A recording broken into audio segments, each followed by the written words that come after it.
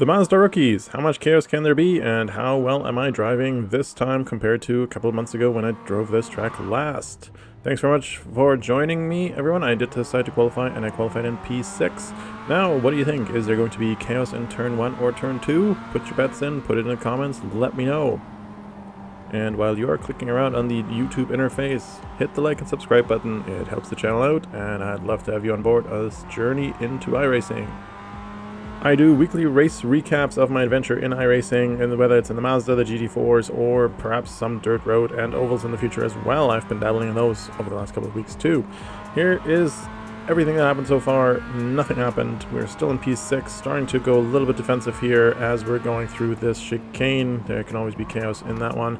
Cars from behind, keeping a distance. The bluish car did make a move behind us, so there's going to be a little bit of a delay for that. Lap 1 is usually not a good place to make a move. Or maybe it is, who knows. I am still a novice, so there we go. Now, how am I driving compared to last time I was on this track? Last time I was on this track was roughly around October, I believe. And compared to that, my timings here are improved by half a second, both for the average and the best lap. So that's a pretty good improvement, I think. And we're going to come in usually around here at 101. This was the first lap, so that was way slower. You may have noticed that I did move off the racing line right before the turn 1 here. I do that sometimes because I've seen other YouTubers do it, drivers who are way better than me, and they do it perhaps to unsettle the car in front, force them to mistake, force them to look into their own mirror to see a car on the inside. I would never make a lunge there, that's way too daring, but it might unsettle the car in front, distract them for just enough so that they make a mistake, and I can then make a move out of that turn. Not into the turn, but coming out of it. Here at the chicane, I'm keeping my distance. I don't want to get too close just in case something happens. There's no threat from behind, so I do have a little bit of time there. And these two in front are quite close together. They're bumping into each other, or almost bumping into each other, so I do want to keep it a little bit of distance so I have enough time and space to react should something happen between those two. And something did happen between them. Both of them went wide. That allows me to get a little bit closer. I do have a bit more speed. I did gear up into gear 5 here. Did shift up into gear 5. Usually I'm just staying in gear 4. But it wasn't enough to make my way through. Another car on the side here has gone off, and they stay off the racetrack, which is nice. And now somebody made a move in front. That car making a move in front means now I have to make a move in front, because I do feel like I'm a little bit faster than the car ahead. Now it's always easy to say I'm faster if you have the draft and the slipstream there, but I think I can overtake them. The chicane is one of the areas where I do feel like I'm losing a lot of time. Where I have improved compared to my previous time driving here is turn 1. Turn 1 used to scare me. It's quite a long turn. Now turn 1 and turn 2 are quite nice. Calming. Not calming, but at least not unsettling. And as I said before, there is now about a half a second of timing improvement, speed improvement. Again, I go off the racing line here just a little bit because I don't want to come too close to them and then have not enough speed to actually overtake them.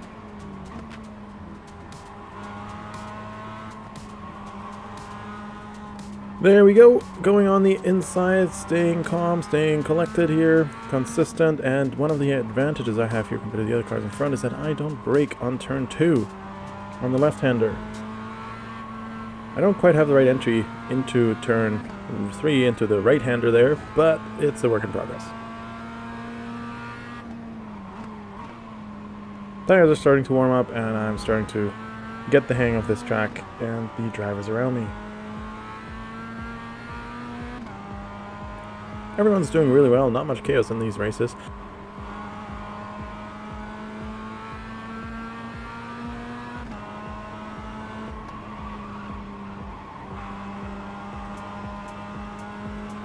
I do let the car pass. I move to the right, indicating that I don't want to hold them up and I don't want to fight it out with them, and I don't want to go into turn 1 crashing and veering into each other. So I do make room for them.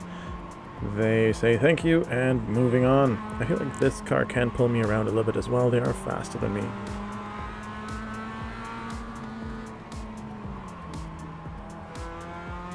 For some reason I let the other car pass here as well. Started on P6. Let's wait and see where we're going to end up. I actually do now remember why I let the red and yellow car in front of us now pass, because they were driving quite aggressively over the past couple of laps. I saw that in the mirror, I saw that as they were moving up and down through the rankings, and that's why I decided to just let them pass as well, not needing to defend, and hoping that something would unfold where I can regain the place later on. Trying to turn right as I'm hitting the bottom of the crease there of that downhill section, and trying to keep as full throttle as possible. Somebody's going into the pits. We are gaining another position. Coming closer to the car ahead. I don't want to shift up to gear 5. So I stay behind, hoping that cars will struggle through turn 1, and they are slowing each other down by battling it out. That allows the red and yellow car as well as my car to get closer to the 2 ahead. We're in the group of 4 cars now. Again, I'm strategically trying to stay behind with giving me enough space and time to react in case something should unfold where I need to take evading action in front of me. But I also feel like I'm still close enough to take advantage of should anything happen to the cars ahead. It's a fine balance. Also having to keep an eye on the cars behind to make sure that they're not coming up too close, and in case the cars ahead do slow me down too much. See, the red and yellow car did make an aggressive move on the right hand side of the grass there. This is why I was staying behind. Squeezing their way through. Fair enough, let them go. I ended up with 0 incident points in this race. I was very happy with that, very pleased. Ever since I've been promoted to C-Class license at the end of last season, I didn't realize, well I did realize, but my iRating, no, the iRating stayed the same. The safety rating went down to 2 point something after the promotion, which is normal. They take away 1 point, but it does look so low. I do need to work on getting that back up, and I haven't been driving much this season either. So it does look unfamiliarly low, but so far so good. It's all part of the adventure. Alright, so that red and yellow car has made its way through all 3 of us. They're quite up far ahead, that's okay. And we just have to focus on staying on track, keeping position, gaining some points, gaining safety rating. Double green for safety rating, double green, safety rating and iRating. That's what's going to happen here for me. 0 incident points, very pleased with that, as I mentioned. Also trying to pick up some of the driving styles from the cars ahead. How are they doing? Is there something I can learn about it?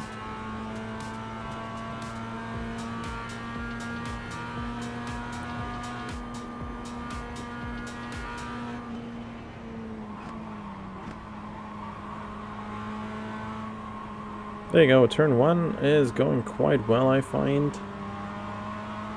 I did not have any sense of panic there as I used to in my first couple of weeks in iRacing on this particular track, so improvements have been made. And that's all that matters. You're really only just driving against yourself, trying to do a better job than I did last time. That's the whole point. And learning new skills. There we go. Going through the chicane, I've lost a bit of time. That was a miscalculation on my part, but we can still see the cars ahead, so there's still hope that I can gain back that lost time a little bit. Also, the cars from behind are now coming closer, and I need to keep an eye on that as well and put my head down and actually focus.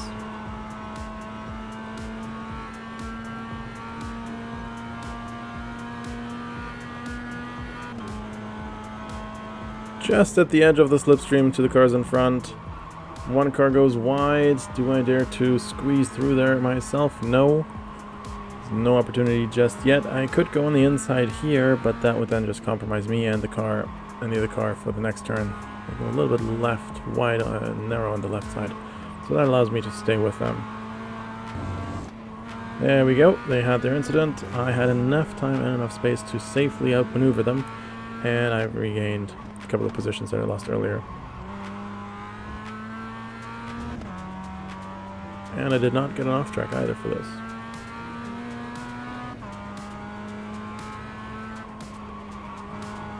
But now their incident has also put a little bit more time and space between the car that was catching up to me, because they had to slow down and take avoiding action.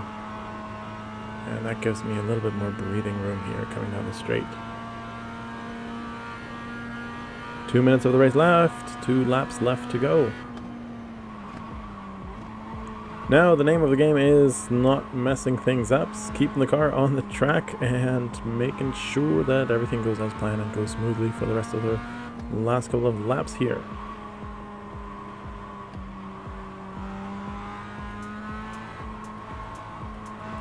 How do you like Lamrock Park? I do like it. It was my first racetrack ever on iRacing, so I do have fond and frightening memories of this particular track.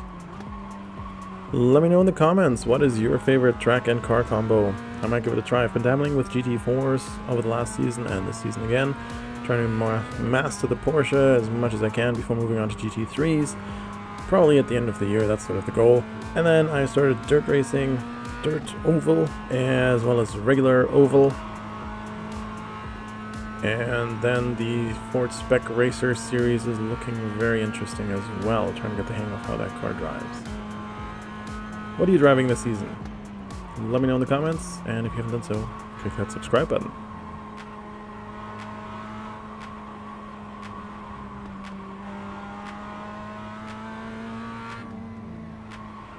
There we go, easy does it. I've seen one of the YouTubers who's slightly better than me, a few hundred points better in iRating, just coast through that left turn, so I've since adopted that same style, and it has made me a bit faster and also more controlled through that. So again, I love watching some of the other channels because I can always pick up some new skills just from watching it, then I can try it out and adopt that skill into my own driving. And different tracks require different skills. There we go, left turn, easy, didn't even move all the way out to the left hand side, so we definitely had some speed in reserve there. And there we go.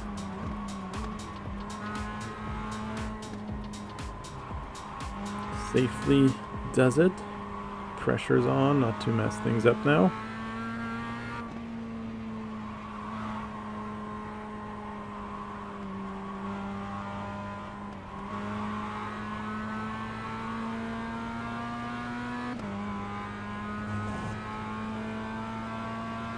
One more time through the chicane, braking a little bit earlier, going through here smoother than every time before. Not as fast, but smoother. Trying not to get any incident points. Here again, same story.